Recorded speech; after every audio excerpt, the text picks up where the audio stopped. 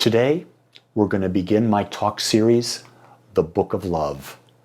You got it, the Book of Love. And the very first thing we're going to talk about is, what is love? I think this is a question that I have been thinking about ever since I was a little boy. And every day, I keep asking the question because I keep getting new observations. I know last night when I was sleeping, I kept waking up during the course of the night and I kept thinking about what else was coming to me. And I kept getting new thoughts about how am I going to express, what is this idea of love? And then even in meditation this morning, when I was doing my meditation, I got new ideas and I had to write them down because I don't want to forget them because there's so many aspects to this idea of love. But I think that before we can begin to really discuss this, we must break the illusion that we know what love is. Did you hear that? The illusion of what love is. Because what I've come to understand is that we really don't know. We'll go up to someone and say, I like you. Well, what does that mean when we say, I like you? But pretty soon, we're taught, I love you. And so we have associated love and like, haven't we? And then once you get into your teenage years and you start having hormones, then the other L word comes in, and that word is lust. And so we start confusing what love is by the word like, I like you, and I lust for you, therefore I love you. And we've neglected to go back to the original L, the original love word. What does that mean? Because the ego is there, and the ego confuses us by adding the qualities of liking and lusting. And here's a key thing. When we're liking something, normally it's about something that's new in our lives. Because if you really think about all the things that have ever happened to you, when you meet a new person, you like them a lot in general. But then after you get to know them, the liking goes down. When you meet, let's say you're a female and you're dating a new man and you like him a lot and you're open to that, then you're going to lust for him and vice versa. And so all of a sudden you combine the liking and the lusting and you think, oh my God, this is my partner. And yet we've never explored what love is yet. You see, love cannot be put into words because words are limiting. Love is an eternal quality. Think about this. The divine is called love. Love is my religion. It's a religion that cannot be put into words. It's an idea of life that cannot be put into words. It's a feeling that cannot be described. It cannot be put into words because words limit us. With respect to love, Dr. John DeMartini says this: love is the synthesis and synchronicity of complementary opposites. Let me say that again for you. Love is the synthesis and synchronicity of complementary opposites. It's embodying at the very same moment opposites. Let me make it even simpler for you. The way I've defined love is the state of total acceptance in this moment. Accepting myself as I am in all of my integrity, right here, right now, as me. Accepting you as you are, right here, right now, as you. No expectation, total acceptance of what is, both the yin and the yang of you, the good, the bad, all of that. Realize that every human being on the planet has 4,628 human traits. Every human being has them. But we accentuate different ones. And then each of us has a hierarchy or our highest traits, our highest values that we live by. And so when I'm looking at someone, I'm connecting with them, chances are the thing I'm connecting with is the fact that the traits that they're accenting are similar to the traits that I'm accenting. Therefore, that becomes in common and I'm drawn to them. Someone who's accentuating different traits that I'm not attracted to, that are not a part of me, I'm not as attracted to. So it's a vibrational thing that brings people together. But even though you may not be drawn to them, you may not like them because they're not similar to you, you can't accept them as whole and perfect, as unique, just as they are. You see, love is not giving candy. Love is not getting a card. Love is the act of accepting someone. Think about this. If you're looking at someone you care about and they say, "I love you," what did you feel? What does that mean to you? Do you have a clear understanding of what they feel? Now listen to these words that the person speaks to you. "I accept you." How did that feel? What is your body telling you? It feels good, doesn't it? Because isn't that all we ever want, is to be accepted for who we are without having to put on a persona, without having to change, to be like them, to do things for them? You see, we've bought into the illusion that love becomes being what the other person wants us to be. And those relationships never work because it becomes codependent. We're dependent on the other person doing what we want, and no matter how much that other person does, it's never enough. Because all we want is to be accepted. So where does it start? It doesn't start with the other person. It's the act of accepting ourselves as we are. You see, love is a state of non-judgment and living in the now. And you hear this through all the great masters. They talk about this, that love and judgment cannot coexist at the same time because they're opposite. Love is totally accepting. Judging is causing separation. So when you're judging someone, when you're labeling them as good or bad or doing what you want or not want, you're in a state of non-judgment, so you're not loving. And a lot of people say, well, you know, that's just a little bit of conditional love. Well, I'm going to beg to tell you that there is no such thing as conditional love. There's either love or there's judgment. It's that simple. And I know that sounds rather cruel, but we've been brought up under the illusion that it's okay to be conditional. It's okay to, if I judge them a little bit, it's okay. No, it's really not. You can look at a human's behavior, another person's behavior, and you can make a dissertation whether or not you want to even be around them. That you have the right. You don't have to like someone to love them. That's the interesting thing. Did you hear what I just said? You don't have to like someone to love them.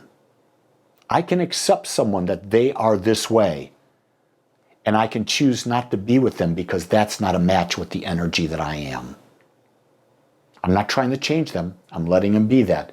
But I get to choose where I put my energy and who I hang with. You see, it's only when we surrender the ego that we can experience love. Why?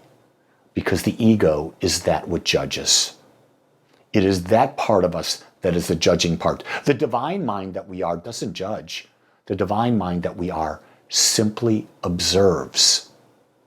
And here's the beauty of it. When we are in a state of observation, we are in a state of love. When we're not in a state of observation, we're in a state of judgment. So think about this. If we are not in this state of judgment, we're in a state of love. And think about this. Love makes us feel light. Love makes us feel free because we're not weighted down by the judgment. The judgment doesn't cause our light to get darker, our light to get critical. We're not there trying to assure that that person's going to constantly be doing what we want, because that makes us a prisoner to constantly observing what they're doing.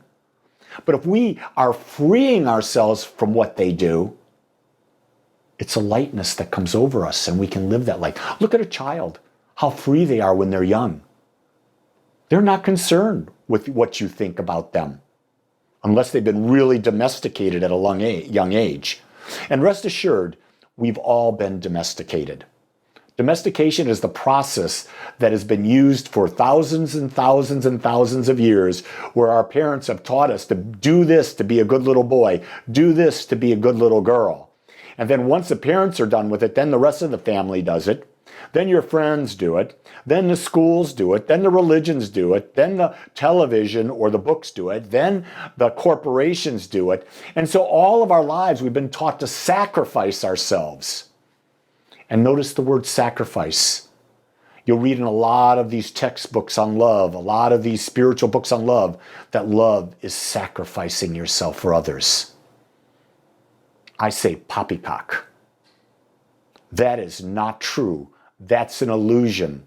And I highly recommend that you get over that illusion and realize that the greatest gift of love is to give yourself freedom and to give everyone else freedom. And sacrificing is never an option, ever an option. You do things because it's a choice that you want to do them. Then you're free. And that's magnificent. Here's the other thing. Do you remember back when you were in a state of love? It could have been love. It could have been love, liking, and lust all at the same time. But when you're in that state, if you remember that state, you were totally in the moment. There is no past and there is no future. Why? Because in the moment of love, there is no judgment. Without judgment, the past or the future cannot exist.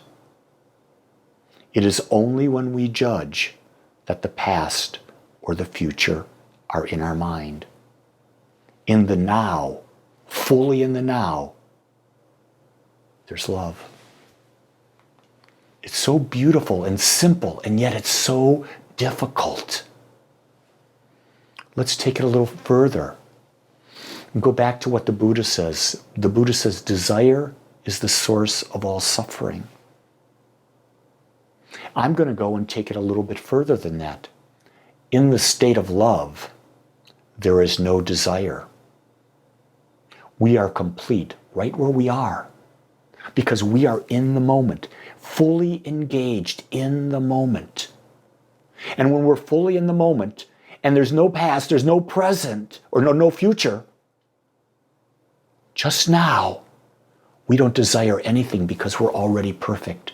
We're whole, just as we are. This love idea of acceptance goes to the whole, can be translated and move forward into the idea that there is no duality in love. You see, because in order to have duality, there must be judgment. Without judgment, there's no duality. But here's a kicker, and this is one that a lot of people don't get. Without duality, there is no romance. How many of you have been in relationships and you've been there and there was so much romance? You just felt this feeling of romance. And romance is that heightened anticipation, the joy of being with them, the simple little things that give you the greatest joy. But then, after you've been with someone for a period of time, the romance is gone. And you might be thinking to yourself, what happened? How do I bring back romance in? That's the ego. That's the ego desiring to express and experience itself in judgment. You see, without judgment, romance is not required. I'm not saying it's not good to be romantic. I'm saying, but that's an ego desire. That is the ego wanting to have an experience. That's the ego wanting to like a little deeper. It's the ego wanting to have that liking turn into maybe a lustful type of situation. Don't get me wrong. There's nothing wrong with liking, and there's nothing wrong with lust. You get to choose how you use them and how they fit into your life and the experience that is life for you. Love is the ability to see the perfect balance in life, ourselves and others, and to accept it as is. Let me say that again. Love is the ability to see the perfect balance in life, ourselves and others, and accept it as it is. You see, no judgment. I can look at life and see that life is totally imbalanced. There's a balance between life and death. There's a balance between life, light and dark. In me, there's a balance in me all the time. And there's a balance in you and everyone I meet. My job is to be the observer and to accept it as it is. You see, this is what I've come to understand about love. The only expectation that love has is for you to be you. That's it.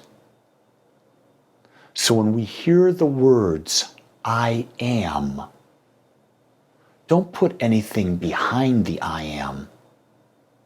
Know that you are the I am, and anything you put behind it is perfect. And you get to experience whatever you put behind it. But in any moment, you're free to change whatever word goes beyond the am. And you can accept yourself. Whatever word you put behind it, accept yourself. That's your experience in life. But remember, in any moment, you can come back to the I am. And the I am is a place that is love. It is a place where there is no judgment. It's a place where you come from. I am is love, and love is home.